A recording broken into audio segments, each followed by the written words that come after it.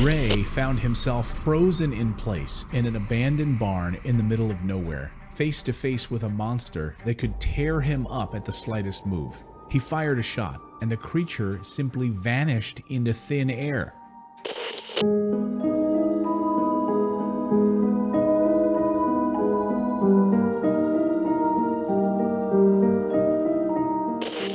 Welcome to the Paranormal Post. I'm Clayton Morris. If you love true stories of the unexplained, then go ahead and smash that like button and subscribe to the channel. It really helps us do what we do here. And there's one more step that you can do if you want, if you're feeling adventurous, is to turn on the notification bell so you'll receive a little notification whenever we publish a new video. Well, if you live anywhere in the United States or you're interested in urban legends, then you probably have heard a thing or two about Bigfoot. You might have also seen news articles about potential sightings of the creature in the woods. It's also among the very few urban legends that actually has physical proof in the form of hair, DNA, and hundreds of footprints. Well, today, the story of the Spottsville Monster has many of those same characteristics. Our story starts in 1975 with the Nunley family, as they moved into a new home on Mountain Ridge Road in Spottsville, which is a small town in Henderson County, Kentucky. The family had 8 members, the father named Red and the mother named Rose, and their 6 children. The previous homeowner warned the family that he saw a weird creature among the trees in the woods and said that this beast was very large, hairy, and often stood right outside of his front door. He even claimed to have fired a few shots from his rifle at the creature, but no blood was found in the area where he supposedly shot it. But that didn't stop Red. He was not one to believe in mysterious creatures or urban legends or anything like that, so he thought he could take care of any animal or creature or anything that came near his farm. So he bought the house anyway, decided to move his family in. What would you have done? I'm going to tell you, I probably would have passed on this property. Anyway, Red didn't. Then suddenly a string of odd events started happening as soon as the family moved in. A few of the family's chickens disappeared. While it was strange, it was nothing out of the ordinary for a farm located near the mountains, especially with hawks and other predators around, could be lurking there by the chicken coop. But later on, something happened that they simply couldn't figure out. The family started finding the bodies of dogs lying in the field near their house. They were cut down the belly, with their eyes, tongue, and internal organs nowhere to be found. These were not family dogs either. They had no idea where these even came from. Even more bizarre, these bodies were seemingly dropped out of nowhere. There was no blood, no footprints, nothing in the surrounding soft soil. And even though they found them in the open, no animal, no insect dared to come near them. After that, it seemed like the Nunleys were getting a visit almost every night. Sometimes they would hear a sound coming from the forest or as close as the front porch. Other times, their trained guard dogs would sleep under their floorboards in fear. During that time, the family worried that Red's rifle might not be enough to protect them against the danger lurking in the woods. So Red called his oldest son, Harold, who didn't live with them anymore, to come build another house on the property to maybe help with farming because Red suffered from glaucoma and his eyesight was degrading, but to also have an extra capable rifle hand around in case any incidents grew more aggressive. Well, one day they saw a man holding a rifle coming towards their house, but he was waving at them like, "I don't mean you any harm." The man was a Henderson firefighter by the name of Ray Vibbert, and he paid the Nunleys a visit because while he was out hunting squirrels, he saw a large hairy animal that went running on its hind legs after he saw Ray. The firefighter felt like it was his duty to warn the residents about what he had seen because they lived nearby. Then things took an even more frightening turn. On a casual summer evening, when Rose went to call her son Harold and his kids in for dinner, she saw an 8-foot-tall black figure standing between the trees. She screamed, which alarmed Red and Harold, who grabbed their rifles and told Rose to go inside and call police. 2 policemen were sent to the Nunleys' house, and after thoroughly searching the area, they couldn't find anything out of the ordinary. But that wasn't the last time they were called. In fact, after a few more times of what the police thought were just prank phone calls, the police department refused to send policemen to any of the callers anymore. After that, the family began having multiple horrific events where this creature terrorized them. One time, Rose saw this creature jumping over a fence into her garden. Another time, when Red was tending to his tobacco plants, the same creature tried to attack him, but thankfully, he ran to his house, closed the door before it could harm him. Another time, Red's son, who was 10 years old at the time, heard a very loud crash coming from the forest, followed by a few mysteriously calm seconds before he saw what caused that crash. And to no one's surprise, it was the same large creature that everyone in his family had seen at least once.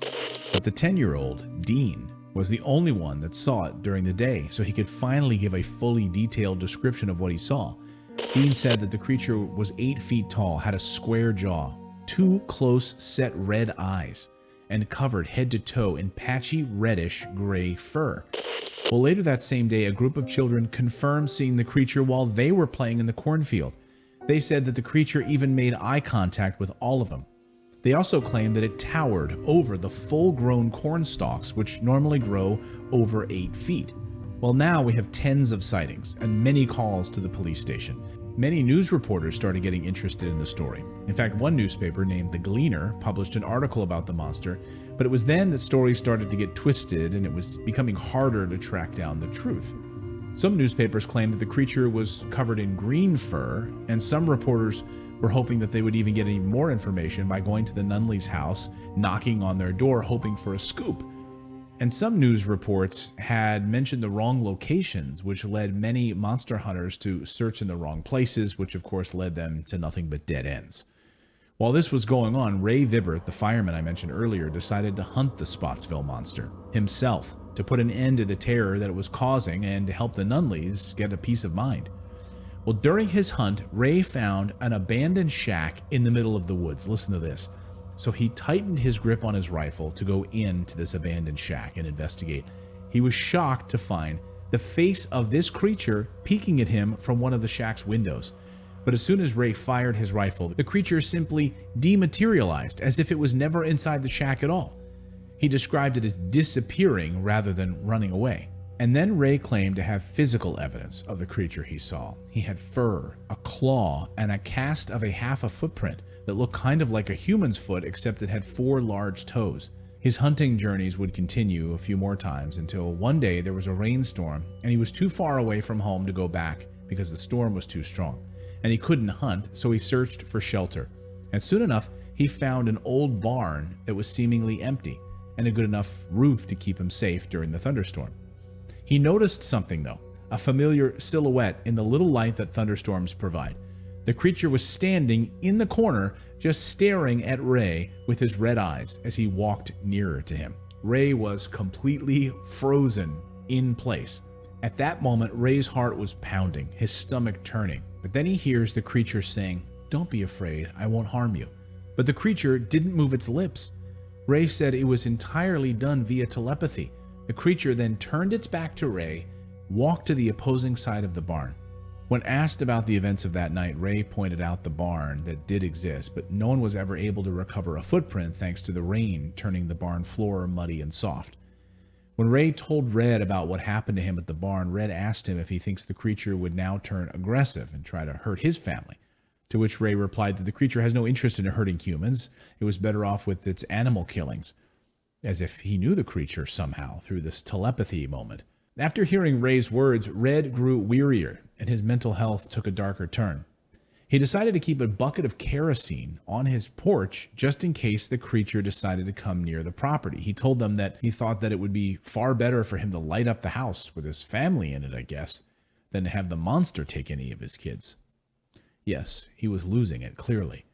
Then, after 1 year of living in that house, the Nunleys packed up their bags, moved to the city in hopes of a more peaceful, fresh start. That's 1 year longer than I would have lived there.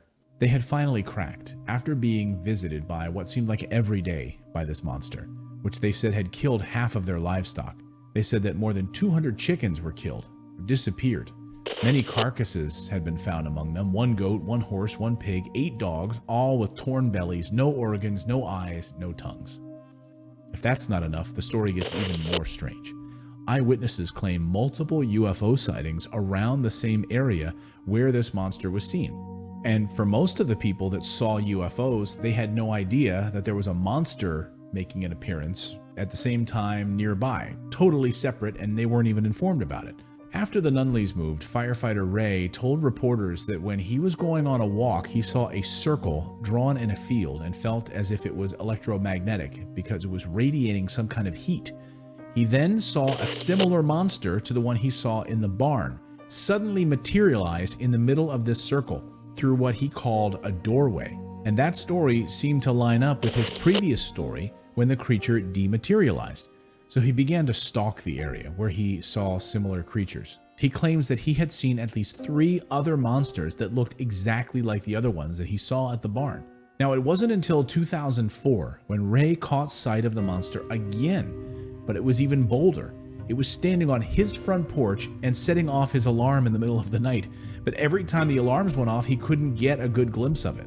Ray was later asked to provide the physical evidence that he had to police and finally set up an official investigation. But until this day, he's not come forward with anything.